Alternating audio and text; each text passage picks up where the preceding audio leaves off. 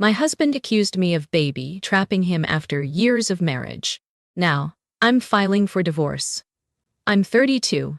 My husband, Tom, and I had been married for 7 years, living a life that I thought was built on trust and friendship.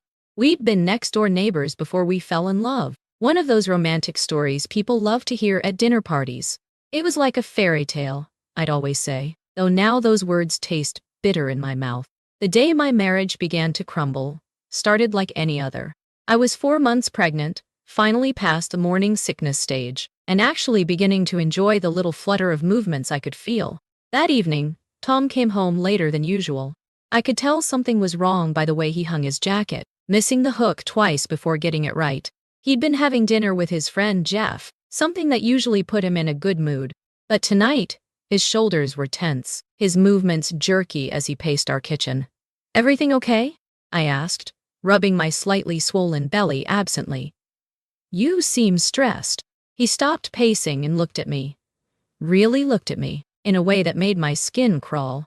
"Jeff told me something today," he said, his voice unnaturally flat.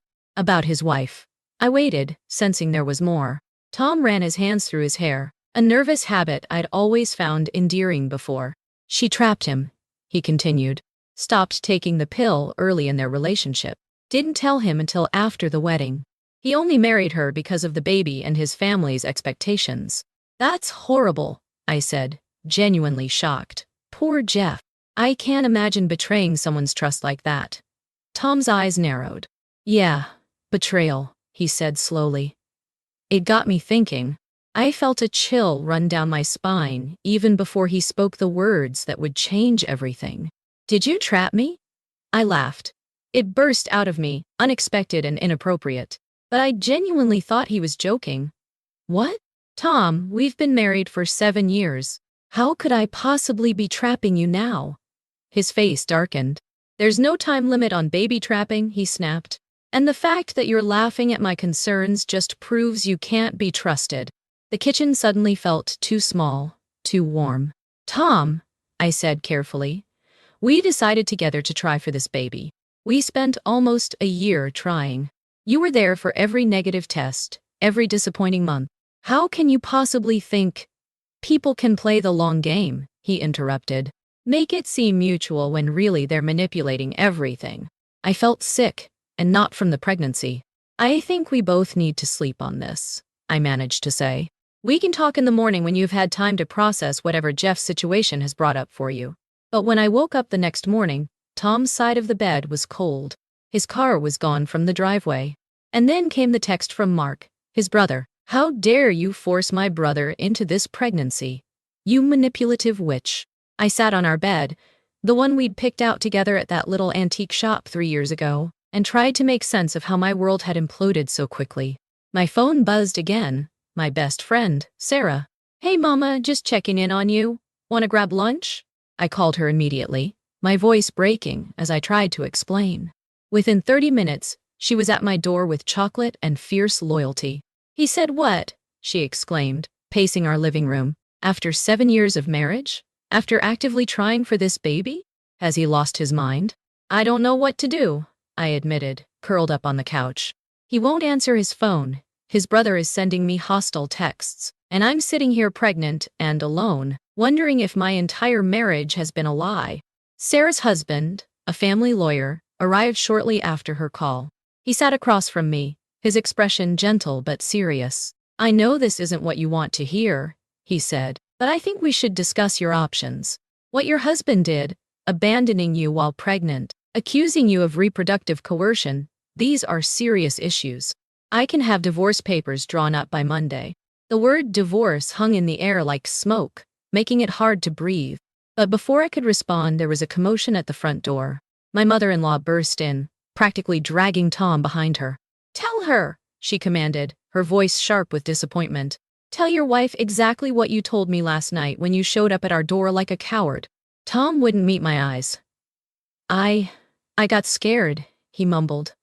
"About being a dad. I projected my fears onto you. I'll step up, though. I can do this." The rage that had been building finally broke through. "Step up?" I repeated, my voice shaking. Like you're doing me some kind of favor? You accused me of trapping you with a baby we planned together. You abandoned me and let your brother harass me. And now you'll step up?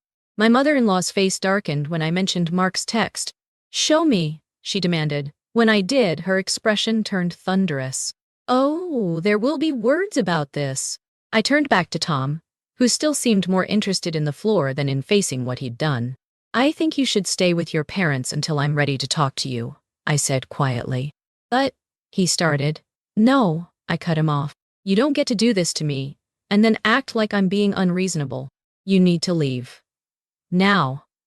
After they left, Sarah stayed with me, bringing out the chocolate and queuing up mindless movies. But as we sat there, my hand resting on my growing belly, I knew things would never be the same. I had an appointment with a therapist scheduled for the following week, and divorce papers in the works. My fairy tale had turned into a cautionary tale, and I was left wondering how I'd missed the signs that my prince wasn't so charming after all. The weeks that followed were a blur of appointments and revelations. The baby scan was a bright spot in the darkness. My little girl was healthy and active, dancing on the screen while my mother-in-law Helen held my hand and cried happy tears. A granddaughter, she whispered, squeezing my hand. She's perfect. The family lunch my mother-in-law organized afterward was less joyful.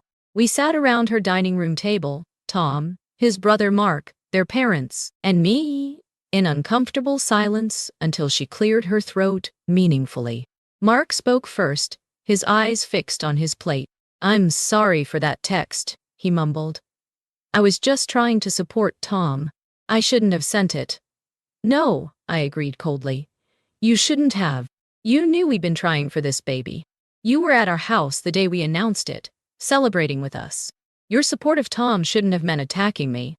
Tom perked up at the mention of our daughter, his eyes finally meeting mine. A girl? He asked, voice cracking. We're having a girl. I'm having a girl, I corrected him. You're having a crisis. He reached for my hand across the table. Can I come home? I want to paint the nursery. I've been thinking about colors. No, I cut him off, pulling my hand back. You can't come home. You destroyed my trust in you. How can I rely on someone who runs away at the first sign of responsibility? Who accuses me of manipulation instead of talking about his fears? You're not being fair, he protested, his voice rising. I made one mistake. One mistake? His dad interrupted, surprising everyone. Son, you accused your wife of reproductive coercion. You abandoned her while she's carrying your child. You let your brother harass her. That's not one mistake. That's a pattern of cowardice. His mom nodded firmly. Which is why you're not welcome to stay here anymore. I'd rather make space for my granddaughter than house a man who treats his wife this way. Tom's face crumpled. But where am I supposed to go?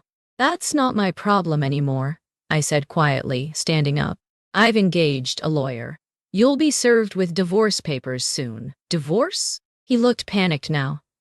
You can't do this. You can't keep my daughter from me. The same daughter you felt trapped by 2 weeks ago? I asked. The one you abandoned without a second thought? That daughter? I made a mistake, he shouted. I was stressed. I projected my fears onto you. And that's supposed to make it better? I asked. You didn't even apologize properly. Not once. You just made excuses and expected everything to go back to normal. The divorce papers were served on Friday. Tom's response was a series of crying voicemails and a tearful selfie from his car that made Sarah snort with derision. He really thinks this makes him look sympathetic? She asked, scrolling through the messages. All I see is a man who's sorry he got caught being a coward. Helen called that evening. I never wanted this for you, she said softly. But you're making the right decision. You and my granddaughter will always be family, regardless of what happens with Tom. As I sat in my quiet house that night, I felt an odd sense of peace. My daughter kicked, a strong little flutter under my ribs, and I smiled. We would write our own story, she and I, and this one wouldn't need a prince to make it complete. The fairy tale was over, but maybe that was okay. Real life isn't about perfect princes and happy endings. It's about standing up for yourself, knowing your worth, and building something better from the ashes of what's been burned.